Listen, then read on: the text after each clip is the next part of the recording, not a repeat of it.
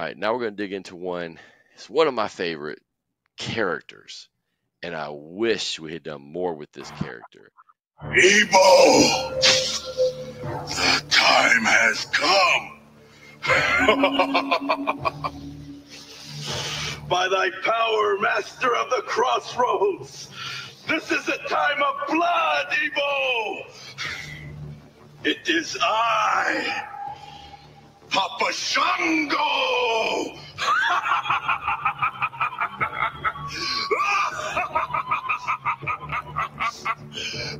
Short, sweet, but out of the lead, coming to you first for that one. Papa Shango. Oh man, I love it, and I love. We were talking about production values, where like you can say, "Oh, they got a budget now." This wrestling company gave them money for a costume designer and like the face paint and the whole deal. I love the three faces of, that whether it's Papa Shango, whether it's Godfather, whether it's Goodfather, eventually, right?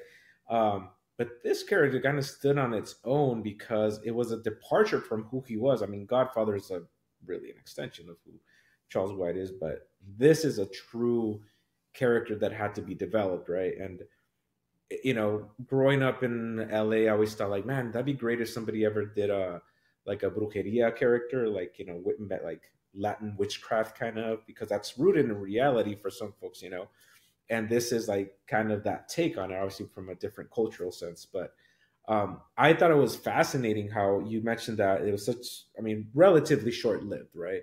But you got the aura, you got the voice, right?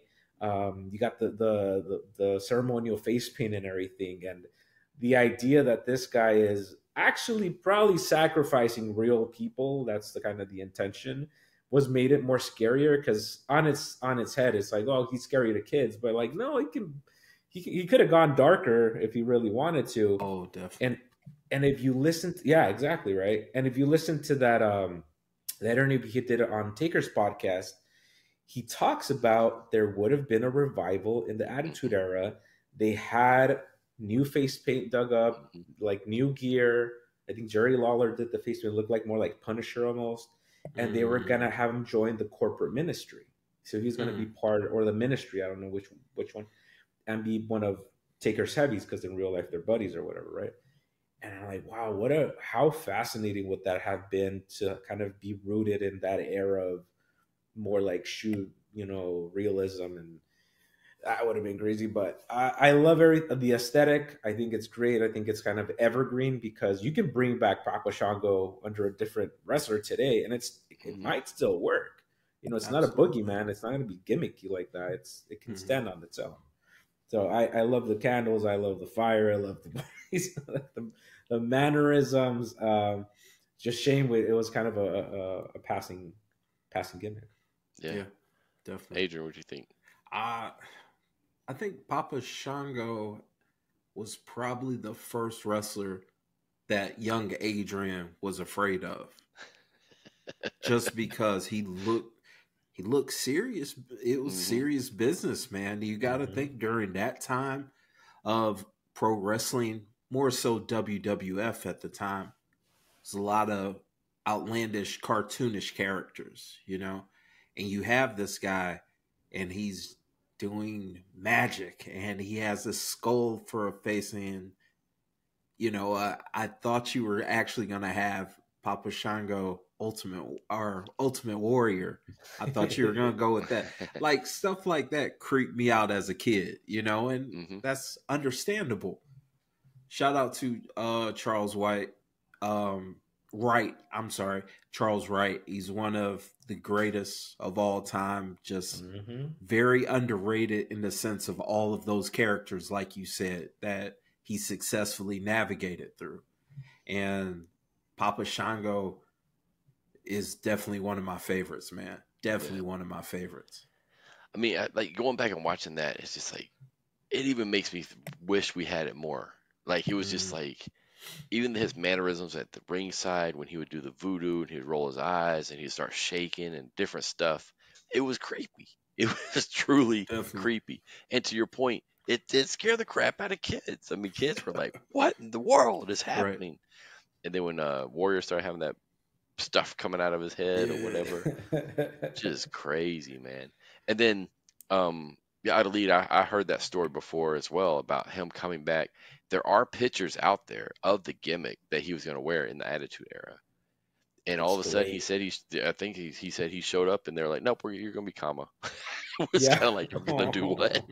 You're gonna be part of the nation. I'm like, yeah, it was just like changed it really quick. But how cool would it have been to see an Attitude Era Papa Shango with Undertaker, and then adding Kane later? Oh boy! I mean, come on, 3 Faces of Fear. Right. Oh my goodness. I mean, he pulled that character off so well. Mm-hmm. And people like, not that people forget, but he's a big dude. He is. Yeah. He's ginormous. Yeah, like he is. I mean, the era of like the giants, like and we forget how big these guys are. But then like, oh gosh, like you are a massive man. Like I met Billy Gunn. I'm like, you are bigger than most football players that I know. I'm like, good Lord. Yeah. Jumping back to the production of that, you think about that. That one was in 1992. So compare the production of the two we just watched. WWF, their special effects, WCW, what they had. Not taking anything away from WCW, but WWF being what they were, you can see that Vince had that foresight that we got to invest in this production. Right. And we got to put that money into it, because him with those flames in it, back then you couldn't CGI that. That was fire. In his hand. That was actual. That's a shoot. Kind of controlled fire. There's some flames in his hand, and it's like, oh man, I think that was good. Like you said, the voice, how he did the voice, the cadence was different. Right. Just everything was in just the details. If you look at the little voodoo board he had in front of him and stuff like that, all the little details are just over the top. I think that's one of the things that WWF had back then above WCW for sure, is the details. And I thought it was always cool, kind of sticking with that point about details. Is like they don't show it as much nowadays. I feel like, or maybe they do. I haven't been paying attention, but they show like Kane's like sketches, right? Like their design sketches by actual like costumers and character.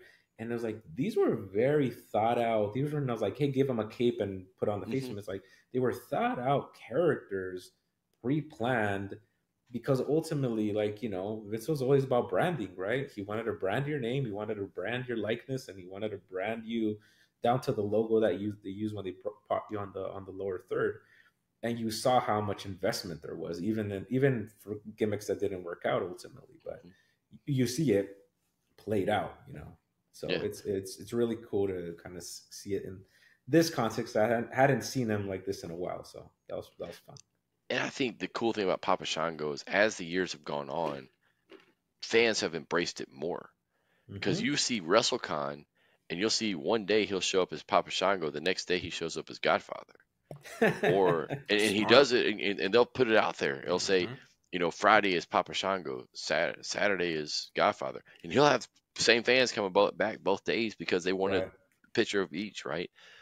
And it's just cool to see. I mean, to me, it's just really cool to see.